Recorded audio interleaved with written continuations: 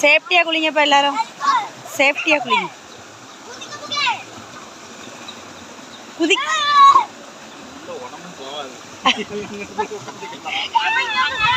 நீங்க அதுலயே உட்கார வேண்டியதுமா உள்ளேயே.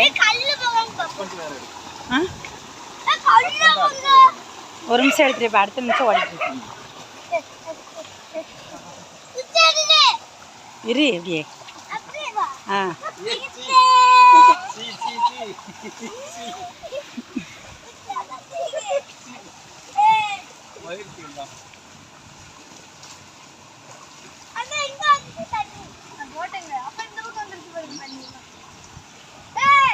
ஏன் அது உள்ளே உட்கார வேண்டியது நீங்க.